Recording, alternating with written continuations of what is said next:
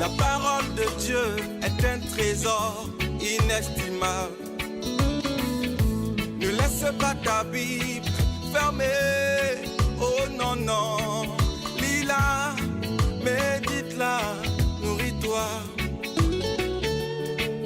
Lis-la, médite-la, nourris-toi. Bonjour. Je vous invite aujourd'hui à redécouvrir sans doute une réalité qui, à mon avis, fait toute la différence dans notre vie. C'est la joie. Car si des sentiments de déprime, voire de désespoir, peuvent constituer de puissantes forces négatives qui parfois nous assaillent, la joie qui vient du Seigneur constitue, au contraire, une puissante force spirituelle. Ainsi, dans le livre du prophète Néhémie, au chapitre 8, verset 10, nous pouvons lire ceci.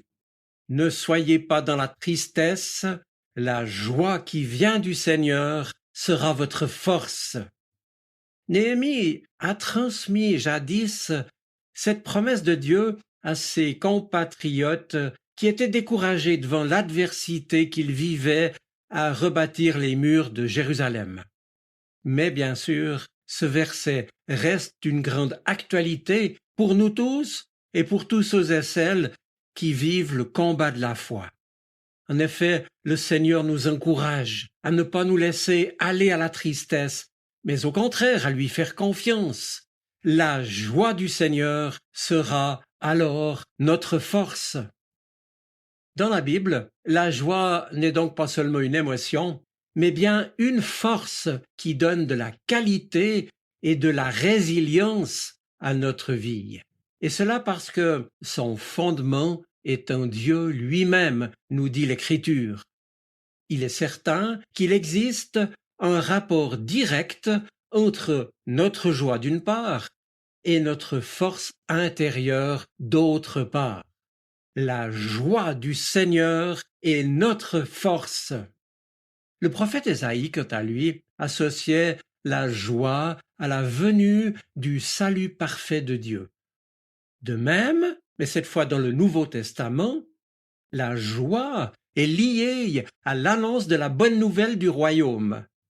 Elle accompagne la naissance de Jésus, son entrée triomphale à Jérusalem et bien sûr sa résurrection. D'ailleurs, c'est l'évangile de Jean qui nous rappelle que Jésus est venu, dit-il, afin que ses disciples aient sa joie en eux, et il le dit au chapitre 15, et puis au verset 24 du chapitre 16. La joie, je vous la donne, dit Jésus.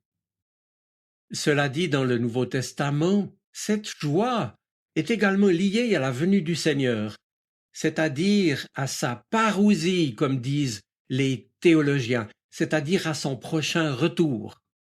Ainsi, l'apôtre Paul encourage ses lecteurs thessaloniciens auxquels il s'adresse en leur disant « Soyez dans la joie, parce que le Seigneur est proche ».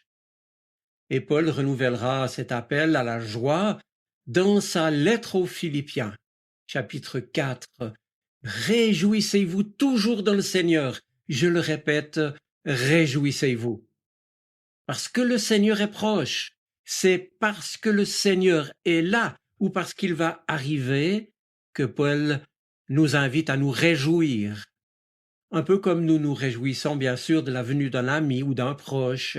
C'est parce que nous aimons le Seigneur qui nous aime, que nous sommes joyeux de sa venue et que nous nous en réjouissons. Mais dans notre vie de tous les jours, comment entendre ces paroles de l'apôtre Paul? Parce qu'à vue humaine, franchement, il nous semble parfois impossible d'être toujours joyeux. Or justement, Paul veut amener à voir les choses autrement. On pourrait dire d'un seul point de vue spirituel. À accueillir une joie qui dépasse en fait leur compréhension courante des choses. Car il s'agit d'une joie qui trouve sa source et son renouvellement dans la rencontre et dans la relation avec Jésus-Christ. Paul n'en parle pas de façon théorique, mais il en parle du lieu même de sa propre expérience. Ici, bien sûr, on est en droit de se demander, mais alors comment peut-il être joyeux alors qu'il leur écrit depuis une prison? Est-il en train de nier ou d'occulter la réalité de l'épreuve, cette épreuve difficile qu'il traverse? Non, loin de là. Il fait face aux difficultés qui lui sont imposées par son ministère, mais en considérant sa vie à l'horizon de l'espérance que nous offre le Christ. C'est en lisant sa lettre aux Philippiens qu'on se rend compte en effet que la joie qui l'anime naît bien du lien avec le Seigneur et avec les autres aussi, ceux qui sont pour lui des frères et des sœurs en Jésus-Christ. Pour Paul, en effet, la joie naît et se ravive au cœur de la relation. Elle s'exprime dans la prière, dans l'hospitalité, dans la capacité de se soutenir dans un projet plus grand et plus vaste que le seul accomplissement de ses propres désirs, limites ou même épreuves. Ainsi, la joie est le fruit de cette possibilité de vivre en communion avec le Christ et avec les autres. Alors, pas question ici de nous motiver à tenir bon avec crainte. Non, la joie de l'Évangile est une motivation d'une toute autre qualité. Et c'est pourquoi l'apôtre Paul peut réconforter ses destinataires chrétiens et les rassurer malgré le retard que le retour de Jésus-Christ semble prendre.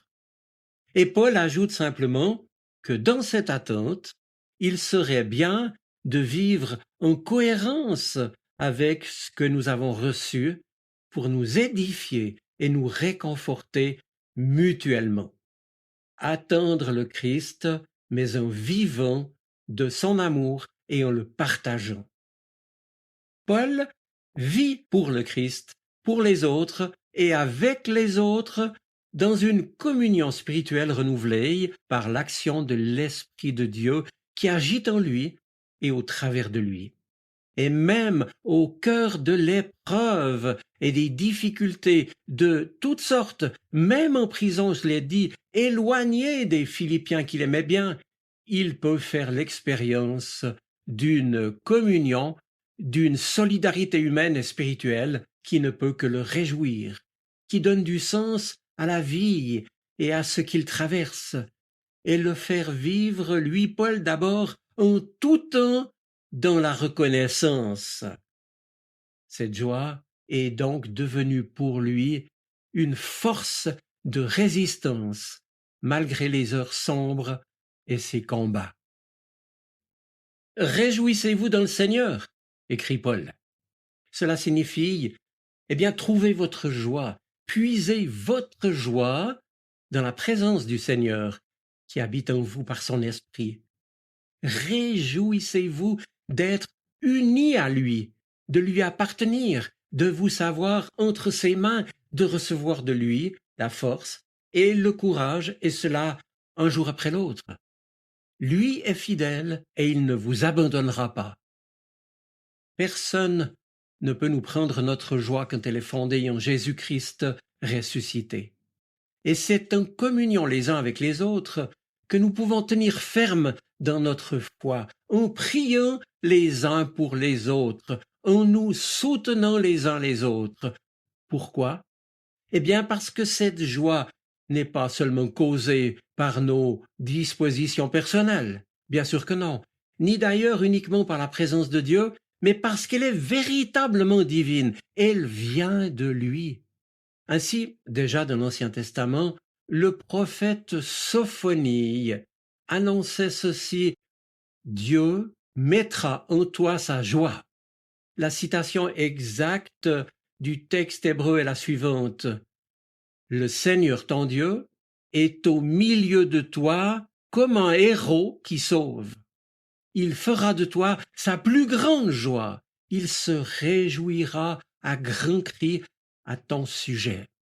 Et on peut aussi traduire le texte hébreu, je cite, Le Seigneur ton Dieu est avec toi.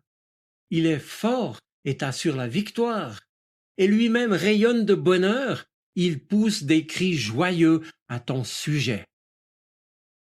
Le Seigneur ton Dieu est en toi, dira aussi Sophonie à Jérusalem.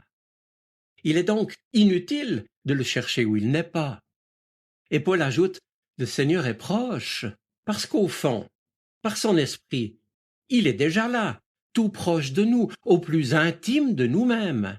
Et c'est bien de là qu'il veut faire jaillir sa joie en nous et au travers de nous.